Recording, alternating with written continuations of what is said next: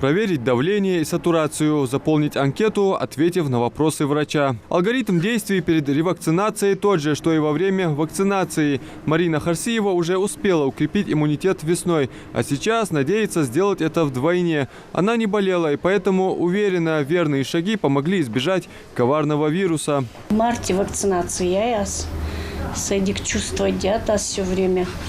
Ревакцинации я не несу. Я сунулась ревакцинацию. После вакцинации что цахамханда слабость уже нормально перенести диатаз, хотя у меня очень много заболеваний хронических. И ревакцинация ревакцинация. А мало хронических?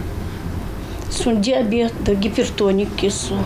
В основном ожидающие своей очереди на вакцинацию ранее опасались побочных эффектов, наслышавшись разных историй, относились к процедуре с недоверием. Убедило их привиться время, призывы врачей и наглядный пример того, как заболевать начали родные и близкие. В поликлинике, кстати, имеются все виды вакцин. Вакцины у нас предостаточно. Проблем у нас с начала вакцинации не было с поступлением вакцины. Хранится вакцина у нас с соблюдением холодовой цепи. Для спутника Лайт и гамковид ВАК у нас идет хранение при температуре ниже 18 градусов холода. А Эпивак Корона и Ковивак мы храним при температуре плюс 2, плюс 8 градусов. Сама процедура занимает не больше 5 минут, но пациента отпускают не сразу. После прививки он должен провести под присмотром медиков еще полчаса. Напоминают и о возможных осложнениях. Они, кстати, могут быть независимо от препарата, который вводят. Альбина Евлоева пришла в прививочный пункт на второй этап вакцинации. Сама не болела, но, признается, решила последовать примеру родных и обезопасить себя. Первый этап вакцинации сделала, все было нормально, хорошо, и решила сделать второй этап вакцинации, чтобы не болеть.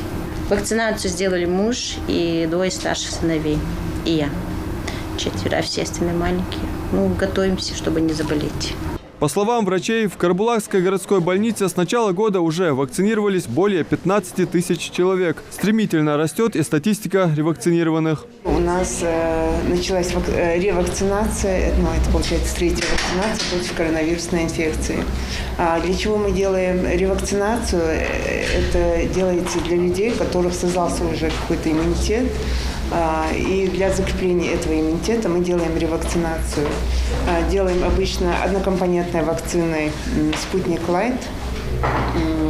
Также у нас население идет на первую вакцинацию активно.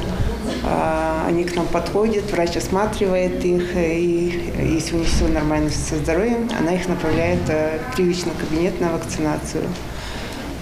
По поводу побочных эффектов или осложнений каких-то после вакцинации, осложнений у нас за все время нашей работы не было. Цель ревакцинации проста – поддержание уровня антител. Сделать 3-ю прививку необходимо уже через полгода после первых 2. Ада Мережкова, Акрамат Дасхоев. Новости 24.